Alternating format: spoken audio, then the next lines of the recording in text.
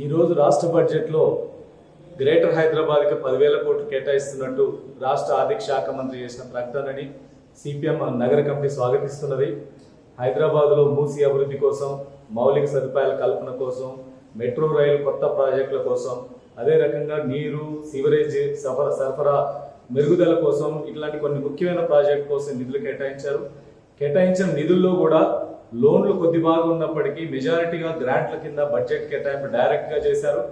ఇది GHMC, HMDA అట్లాగే water board లాంటి సంస్థలకి కొంత మేరకు నిధులు అందుబాటులోకి వచ్చి కొన్ని పనులు చేయడానికి అవకాశం ఉంటుంది. ఎందుకంటే హైదరాబాద్ కోటి జనాభా ఉండి వేగంగా విస్తరిస్తున్న నగరం.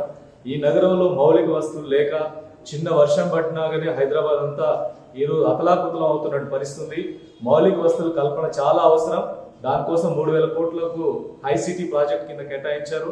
డెఫినెట్గా అవి ఉపయోగం జరుగుతుంది. అయితే హైదరాబాద్ ఇంత పెద్ద నగరానికి ఈ 10,000 కోట్లతో పెద్ద మార్పు జరిగే అవకాశం లేదు. ఇంకా అదనంగా నిధులు అవసరం ఉంది. ప్రభుత్వం రాబోయే రోజుల్లో మొదటి బడ్జెట్లో 10,000 కోట్లు కేటాయించడాన్ని ఒక సరైన డైరెక్షన్ గానే భావిస్తున్నాం. రాబోయే రోజుల్లో అదనంగా నిధులు కేటాయించి నగర అభివృద్ధి, నగరం యొక్క అవసరాల్ని తగ్గట్టుగా దీన్ని కేటాయింపులు చేయాల్సిన అవసరం ఉంది. ఈ బడ్జెట్లో కూడా ప్రత్యేకంగా హైదరాబాద్ సిటీలో మురికివాడలు 1,700 మురికివాడలు, 20% జనాభా ఉంది. మౌలిక సదుపాయాల కల్పనలో కూడా మురికివాడలకు అత్యధిక ప్రాధాన్యత ఇవ్వాల్సినటువంటి అవసరం ఉంది. అలాగే సిటీలో మెట్రో రైలుకి ప్రభుత్వం ప్రాధాన్యత ఇచ్చింది. దాంతోపాటు సిటీలో ప్రజా రవాణా పెరగాలంటే ఆర్టీసీ బస్సుల సంఖ్య పెరగాలి. ఆ బస్సుల పెరుగుదల కోసం అవసరమైన బడ్జెట్ కేటాయింపులు కూడా జరగాల్సినటువంటి అవసరం ఉంది.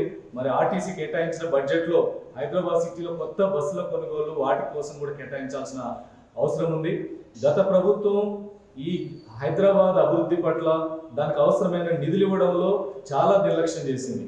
ఏమైనా ఉంటే హైదరాబాద్లో అభివృద్ధి కొద్దిపాటి జరిగిన అభివృద్ధి కూడా అప్పులతోటే జరిగింది తప్ప నిజంగా రాష్ట్ర ప్రభుత్వ బడ్జెట్ కేటాయింపులు కాదు.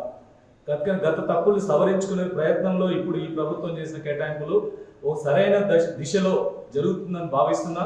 ఈ నిధులు కేటాయించిన నిధులు కూడా పూర్తి స్థాయిలో ఖర్చు చేసి నగరాభివృద్ధికి తోడ్పడాలని చెప్పి ప్రభుత్వం మేము కోరుతున్నాం.